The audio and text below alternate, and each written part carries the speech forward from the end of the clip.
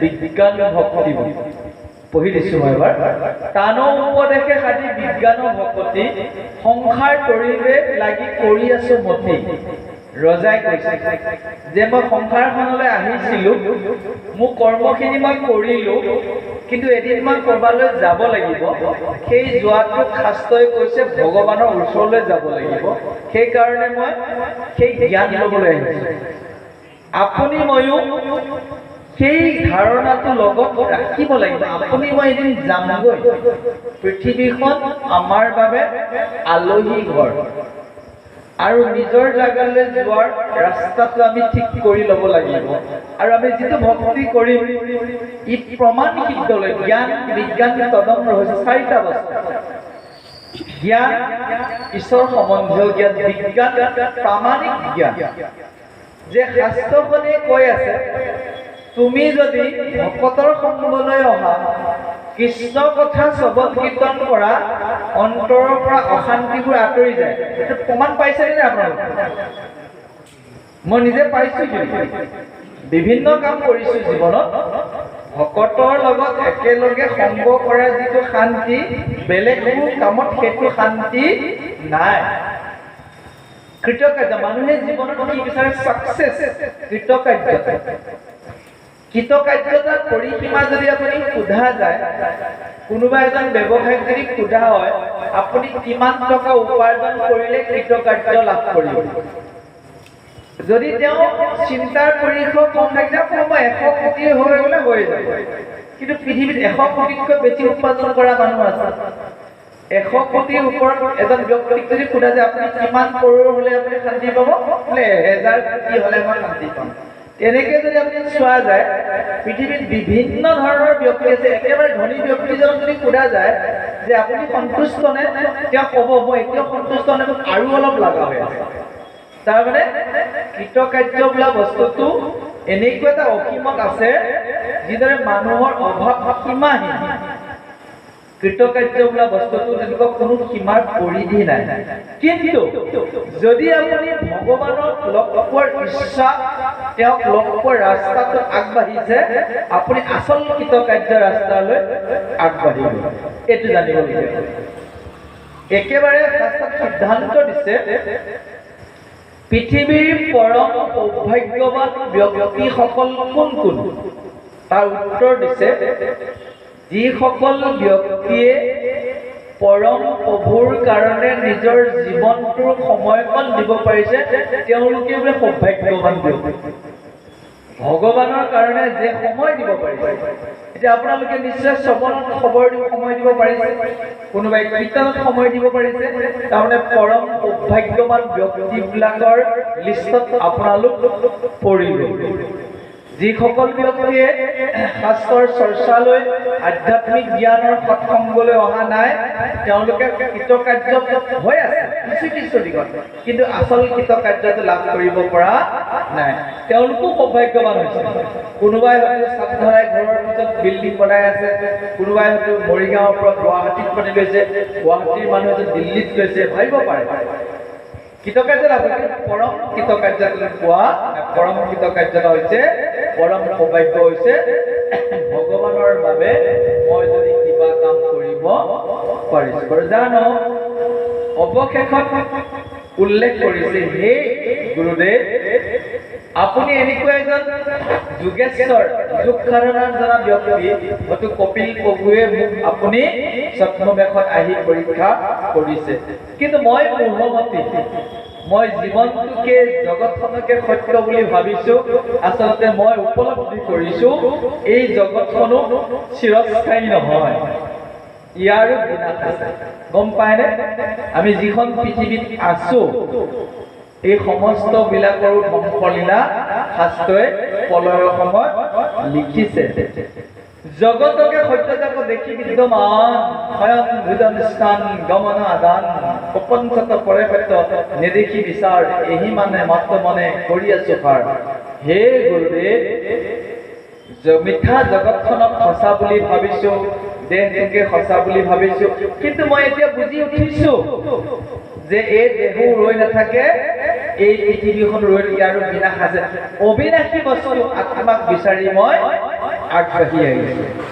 অৱশেষত কৈছে যে মই এজন ৰজা, এইখন দেশৰ মই স্বামী, মই যাকেই ইচ্ছা তাকেই দণ্ড দিব পাৰোঁ, আৰু আমি দণ্ড দিব পাৰোঁ কাৰণে ৰজাবিলাকক দায়িত্ব দিছে ঈশ্বৰমুখী হোৱা জ্ঞানটো ৰজাই প্ৰজাগণক দিব।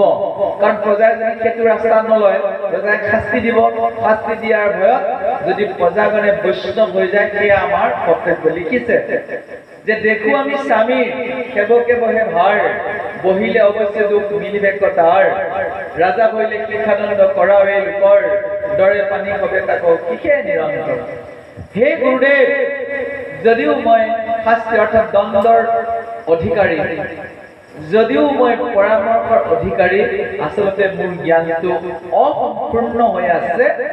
আপুনি আধ্যাত্মিক জ্ঞান দি পূৰ্ণতা প্ৰাপ্তি কৰক। যেতিয়ালৈকে আপুনি আত্মাক দৰ্শন, আত্মাৰ লগত আছে, দৰ্শন কৰাটো বহুত ডাঙৰ। প্ৰথমে হয় অনুভৱ, বুজি পাইছেনে? প্ৰথমে আহিব অনুভৱ, লাহে লাহে চিন্তাবোৰ আমাৰ গভীৰ হ'ব। আগতে যিটো আনন্দ ফূৰ্তি কৰি ভাল লাগিছিল, সেইটো লাহে লাহে ভাল নলগা হ'ব। বিষয় বাসনা ত্যাগ কৰা ব্যক্তিবিলাকৰ তেনেকুৱা। এতিয়া আপোনালোকে আজি দেওবাৰে ধুনীয়া ধুনীয়া চিৰিয়েল দিয়ে টিভিত, হয়নে? সেইবোৰ চাব লাগিছিল আৰামত চোফাত বহি বহি, কিন্তু সেইবোৰ চাই থাকিও সেইবোৰে আমাক মনটোক সম্পূৰ্ণ তৃপ্ত কৰিব পৰা নাই। এই ভাগৱতখন আমি একাধিক্ৰমে শুনি আছো, পঞ্চম স্কন্ধ পাইছোহি, ৰঘুগণ ৰজাৰ লগত জড়ভৰতৰ কথোপকথন চলিছে। ইয়াৰ পিছত কি হ'ব, ইয়াৰ পিছত কি হ'ব, এনেকুৱা এটা মানসিকতা লৈ বহুতে সপ্তাহটোৰ কাৰণে প্ৰতীক্ষা কৰি আছে যে ইয়াৰ পিছত কি হ'ব। সঁচাকৈ ৰঘুগণ ৰজাক যি আধ্যাত্মিক শিক্ষা দিয়া আছে এই পৃষ্ঠাকেইটাত অতি গুৰুত্বপূৰ্ণ। হৌময় নৰদেৱ হেন অহংকাৰ, তুমি হেন সাধু কৰিলো। হে গুৰুদেৱ, মই নাজানি মই ৰজা হিচাপে অহংকাৰত মত্ত আছিলো, আৰু আপুনি সাধাৰণ ব্যক্তি বুলি ভাবি আপোনাক মই এনেকুৱা কামত লগালো। জনাহেঁতেন মই এই কামটো অনুশোচনা। আমি আমাৰ জীৱনটোক অনুশোচনা কৰা দৰকাৰ যে আমি কি কি ভুল কৰিছো। সেই ভুলবোৰৰ ভিতৰত আমাৰ বিশেষ ভিতৰত পৰি আছে যে আমি ব্ৰহ্ম মুহূৰ্তত ঈশ্বৰৰ সেৱা কৰিব পৰা নাই। বহুত ডাঙৰ কথা। সেইদিনা নেটত দেখা পালো এজন ব্যক্তি বয়স 150+, 150 বছৰ ওপৰত আছে, উত্তৰ প্ৰদেশৰ আশে পাশে। তেওঁ এতিয়াও দৃষ্টিশক্তি ঠিক আছে। তেওঁ নাতি পুতি গোটেই সোপা গ'ল, পুতেকতো নাই, নাতি পুতিও গ'ল, পৰিণাতিৰ লগত আছে। তেখেতৰ এটা ইণ্টাৰভিউ দিছে, তেখেতে এটা কথা কৈছিল যে মই সদায় 3টা বজাত উঠাটোৱেই মোৰ জীৱনৰ এটা অভ্যাস হৈ গৈছে। 3টা বজাত উঠো, ব্ৰহ্ম মুহূৰ্ততে ঈশ্বৰৰ সেৱা কৰোঁ, মই সিদ্ধ গ্ৰহণ কৰোঁ, কোনো ধৰণৰ মছলাজাতীয় খাদ্য নাখাওঁ। সেইটোৱে মোৰ দীৰ্ঘায়ু হোৱাৰ এটা বিশেষ উপায় বুলি মই জানিছিলোঁ। কি কৈছে যে সোনকালে শুই উঠা, সোনকালে বিচনালৈ যোৱা আৰু সিদ্ধ গ্ৰহণ কৰা। চাওকচোন, আমি গোটেইবোৰ বিপৰীত কৰি আছো। অকণমান স্পাইচি মছলাযুক্ত নহ'লে ভিতৰত পাৰ নহয় অভ্যাস কৰিছোঁ। জিভাপাত বহুত ভয়ংকৰ। এদিন মই ভয় খাই গ'লো। মোৰ খাদ্য তালিকাত কেইবাবিধো বস্তু আছিল, তিতা আছে, টেঙা আছে, ইত্যাদি ইত্যাদি। প্ৰত্যেকটো বস্তুকে দি আছো, সি তাৰ সোৱাদটোহে পাই আছে। তিতাকণ মুখত ভৰাইছো, সি তিতাৰ সোৱাদটো লগাই আছে। অকণমান টেঙা খাইছো, টেঙাৰ সোৱাদটো লগাই আছে। চাওকচোন, জিভা পাতৰ গুণ চাবচোন কেতিয়াবা। আপোনালোকে গম ল'লে জপাই বনমালি কৰি আছে কাৰণে লাহে লাহে খাওঁতে আপুনি গম পাব। যেতিয়া আপুনি খাদ্যৰ তালিকাত কেইবাটাও বিশেষ বিশেষ আইটেম ৰাখিব, তেতিয়া তাৰ সোৱাদবোৰ দি এবাৰ আপুনি ভাবিব, কি জিভা, এপাতে জিভা। জলকীয়া লগাই দিছে, জ্বালা জ্বালা পাইছে, চেনি লগাই দিছে, মিঠা মিঠা পাইছে। ভগৱানে কম পদ্ধতিত বনাইছে নেকি? পাৰিব নেকি বিজ্ঞানে বনাবলৈ? এনেকুৱাই পাৰে। সেই পাতে গোটেই জিভা পাতে কাণ্ডবোৰ কৰি আছে। আমি যে পাপবোৰ যে কৰি আছো, আমি যে বেমাৰী হৈ গৈ আছো, তাৰ কাৰণ হাৰ নোহোৱা এই জিভাখন। কেতিয়াবা আপুনি টেঙা, তিতা, জ্বলা, মিঠা কেইবাটাও আইটেম লৈ প্ৰসাদ খাব, খাওঁতে প্ৰত্যেকবাৰে এটা এটা ষ্টেপ দিব যে এইবাৰ মই অকণমান টেঙা খাই লৈছো, এইবাৰ মই অলপ জ্বলা খাইছো, এইবাৰ মই মিঠাখিনি গ্ৰহণ কৰিছো, এইবাৰ মই তিতাখিনি গ্ৰহণ কৰিছো। কেইবাটাও আইটেম ল'লে আপুনি নিজে চব খাই যাব, খাই থাকোঁতে নিজে আপুনি আচম্বিত হৈ যাব যে কি বস্তু পাইছে। একেলগে দুটা ভৰাই দিয়ক, দুইটাৰ ওপৰত কি মিক্স কৰি দিব, অকণো মিক্স নহয়। জ্বলাও খাইছে, মিঠাও খাইছে, দুইটাকো কি সম পৰিমাণে ভিতৰত দিব।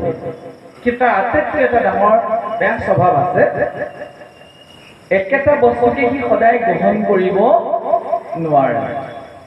গম পাইছে? আপুনি ধূপ যে জ্বলাই আছে, একেটা ধূপকে যদি লগাই থাকে, এটা সময়ত স্মেলটোৱে কামেই নকৰা হয়। একেটা মছলাকে যদি আপুনি খাই আছে, জিভা পাতে গ্ৰহণ কৰিব সি নোৱাৰে, এদিন তাৰ পাৱাৰটো সি এৰি দিব। যা নহওক, এই ইন্দ্ৰিয়বোৰৰ কথা ইয়াৰ লগত জড়িত কৰিছে। অতি সুন্দৰভাৱে কৈছে, হে গুৰুদেৱ, আপুনি মোক কৃপা কৰক, কাৰণ আপুনি এজন মহান মহন্ত। আপুনি জীৱবিলাকক ভগৱান ৰূপে দৃষ্টি নিক্ষেপ কৰি সিহঁতৰ প্ৰতি দয়া কৰিছে, আৰু মই নাজানি আপোনাৰ কান্ধত উঠি অন্যায় কৰিছো। কিন্তু মহন্তৰ অপৰাধ লাগি যে আপুনি মোক ক্ষমা কৰিছে। আবেগ কৃপা দৃষ্টি কৰি চাহিওক, মহন্তৰ অৱহেলা পাতে গুচুক। মহাজন হবে বহি থাকে অপৰাধ, নকৰে পানীক একোকালে বিসম্বাদ। বৰ ডাঙৰ কথা দিছে। যিসকল আত্মজ্ঞানী ব্যক্তি কোনো কাৰণতে জীৱ হত্যা নকৰে। এইটো পৰ্যায়ত লৈ আছে যে কিবা কাৰণ আপোনাৰ গাত এটা মহে খাই আছে, আপুনি গম পাইছে, আমাৰ লগে লগে কি হৈ যায়, তাক মাৰিয়ে পেলাওঁ। কিন্তু আপুনি সেইটো টেনশ্যন ৰৈ যাব লাগিব না, ষ্টপ। গম নোপোৱাকৈ খালে, কিছুমান মহ আছে কামুৰি থাকিলেও গম নাপায়, খাই আছে, পিছত দেখা পাইছে খালে। আপুনি মই ৰৈ থাকোঁতে থাপাক পাকে মাৰি তাক জীৱনটো হত্যা কৰি দিওঁ, কিন্তু তাক আমি জীয়াই তুলিব। কিন্তু ভাগৱতে এই পৰ্যন্ত কৈছে তাকো ক্ষমা কৰিব লাগিব। শাস্ত্ৰই কৈ আছে, মহাজনসকল তেনেকুৱাই যে কোনোবাই তেওঁৰ ওচৰত অপৰাধ কৰিলেও তাক ক্ষমা কৰি, এইটো মহাজনৰ গুণ, মহন্তৰ গুণ। এজন ভকতৰ উচ্চ পৰ্যায়লৈ যোৱাৰ এক বিশেষ গুণ। আপুনি লাহে লাহে সেইটো পৰ্যায়লৈ যাব লাগিব। এজন ব্যক্তিয়ে মোক এটা ব্ৰত শিকাইছিল, মোক সুধিছে যে ধ্ৰুৱ, তুমি এটা ব্ৰত কৰি পাৰিছানে নাই? মই কওকচোন। যে মাজে মাজে ব্ৰতবোৰ কৰাৰ ভিতৰত কোনোবা এটা মাহ নিৰ্দিষ্ট কৰি লৈ এটাও জীৱ নামাৰি পেলাই গোটেই মাহটো যত্ন কৰিব লাগে। মই তেখেতক কোৱা নাই, মোৰ এটা মাহেই নহয়, এতিয়ালৈকে পৰাপক্ষত মোৰ হাতত জীৱ মৰাই নাই, পৰুৱাও মৰা নাই, মহো মৰা নাই, মাখিটো নমৰে যেনেকৈ। সৰু সৰু পৰুৱা কিছুমানে কেতিয়াবা দিগদাৰ কৰে, খুব সৰু সৰু পৰুৱা, ভাগৱতক কিতাপতে পৰি যায়, সি ফুকি দিলেও নাযায়, পাত লুটিয়াই দিলে হেঁচা খাই যায়, তাকো সাৱধান হৈ থাকে। মই মানুহজনক কোৱা নাই, কিন্তু যত্ন কৰিছোঁ জনা হোৱা দিন ধৰি যাতে মোৰ হাতত জীৱৰ হত্যা নহয়। এই বাৰ্তাটো এই কাৰণে ইয়াত লিখিছে যে মহন্তসকলে কোনো কাৰণতে ক্ষুদ্ৰ প্ৰাণী এটাকো হত্যা নকৰে। আৰু সেই মহন্তৰ অপৰাধ কৰাৰ বাবে আজি মোৰ দুখ হৈছে। ৰজাই অনুশোচনা কৰিছে, কৈছে কৰে অৱহেলা যদি হেন মহন্তক কাষম্বাৰৰ তেজে তাকো হত কৰিবে। যদি আমি ভকতক অৱহেলা কৰোঁ, মহন্তক অৱহেলা কৰোঁ, তেতিয়াহ'লে তেওঁলোকৰ সেই যি তেজোদীপ্ত প্ৰভাৱ, সেই প্ৰভাৱটোৱে অপৰাধ কৰা ব্যক্তিজনৰ সম্পূৰ্ণ ঐশ্বৰ্যবোৰ নষ্ট কৰি পেলাই বুলি সিদ্ধান্ত দিছে। সেইকাৰণে কৈছে, হে গুৰুদেৱ, সমস্তবোৰ জানি আপুনি কৃপা কৰি ক্ষমা কৰক আৰু জ্ঞান দিয়ক বুলি ৰজাই অনুৰোধ কৰিছে। পিছৰ পৰত আমি কম বাকীখিনি কথা। জয় কৃষ্ণ।